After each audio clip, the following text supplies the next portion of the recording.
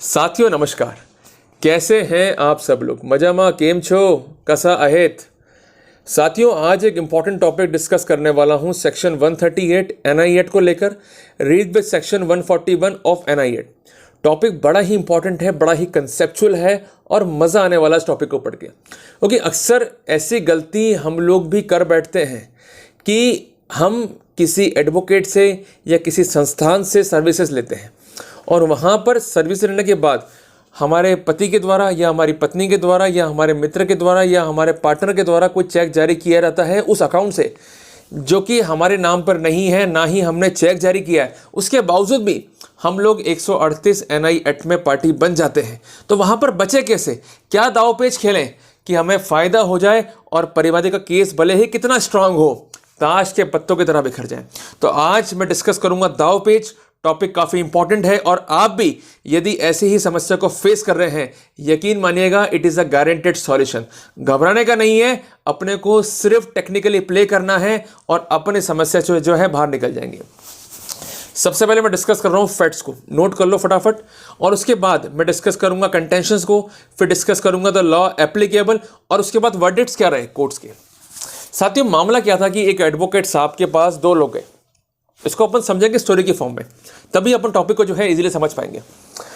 ए और बी, ए तो है हस्बैंड और बी है वाइफ, ये अपने एग्जांपल ले रहे हैं। दोनों गए, सर्विसेज को अवेल किया और उनका प्रोफेशनल बिलिंग हो गया।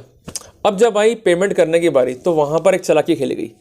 वहाँ पर हस्बैंड ने क्या करा कि एक चेक जारी कर दिया। जैसे ही चेक वकील साहब को मिला, वकील साहब खुश हो गए कि भैया ठीक है जी, अपना तो पैसा आ गया जी, पैसा का पेमेंट हो जाएगा। उन्होंने वो चेक जो है बैंक में लगा दिया और वो चेक जो है बाउंस हो गया। अल्टीमेटली संपर्क करा ए और बी को, भाई पैसा दे दो, तुम लोग जो है गलत कर रहे हो।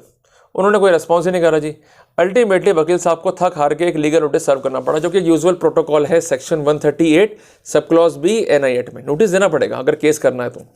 नोटिस मिलने के बाद भी वो शांत बैठे रहे। उसके बाद उन्होंने कंप्लेंट पेश कर दी कि भाई इन्होंने मेरे को जो है चेक दिया, मेरी सर्विसेज अवेल करी और दोनों ही जो है वो जिम्मेदार हैं, और अल्टीमेटली इन पर section 138 read with section 141 NI act के तहत जो है कार्रवाई चलाई जाए।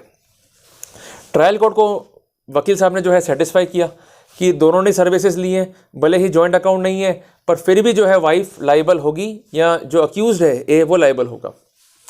मामले में जो है नोटिस किए गए। अल्टीमेटली वाइफ और हस्बैंड जो है अपीयर हुए। वाइफ ने वही बात कि साहब भले ही सर्विसेज ली है तो उससे क्या होगा।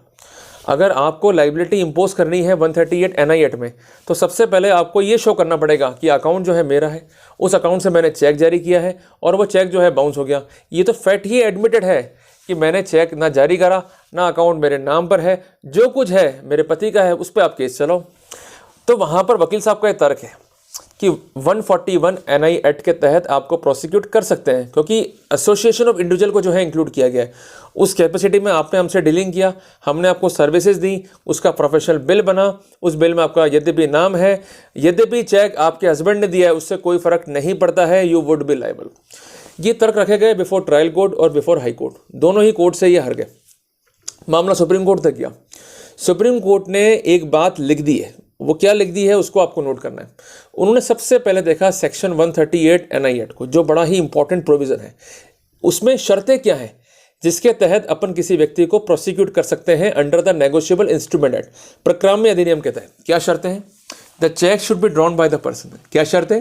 कि उस व्यक्ति के द्वारा वो चेक जारी होना चाहिए on an account maintain by him और हर।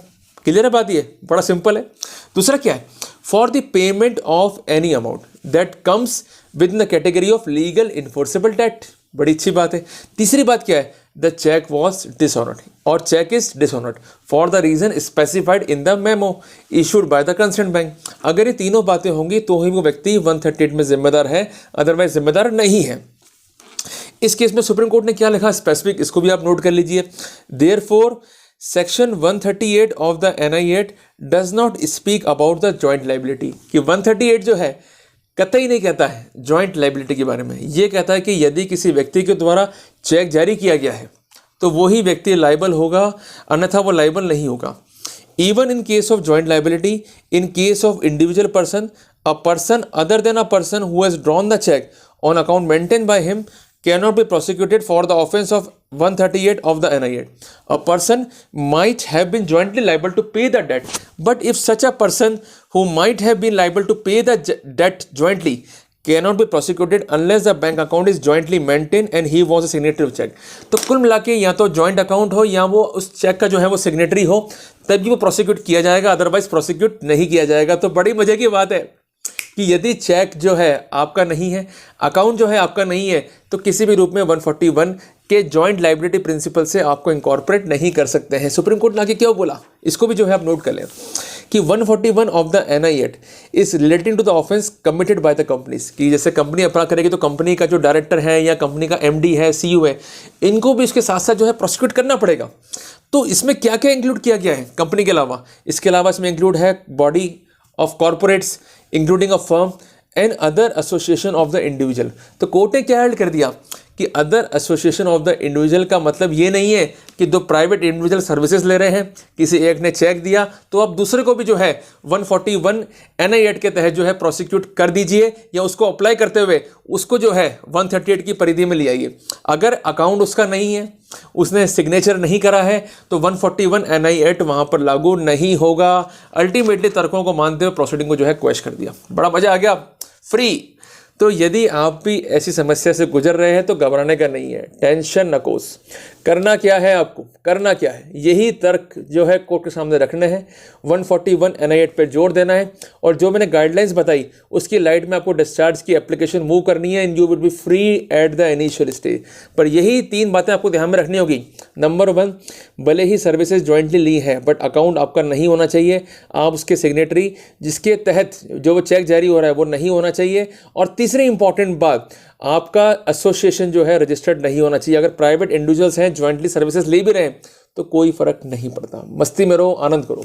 तो कुल मिला के हमने जानी महत्वपूर्ण बात कि हमें ऐसे मैटर्स को कंटेस्ट कैसे करना है और ऐसे परिवादियों को मुंह तोड़ जवाब कैसे देना है। अगर वीडियो अच्छा लगा, कुछ बात समझ में आई तो वीडियो को लाइक और शेयर करना। मिलते हैं एक नए टॉपिक के साथ, तब तक के लिए जय हिंद, जय भारत।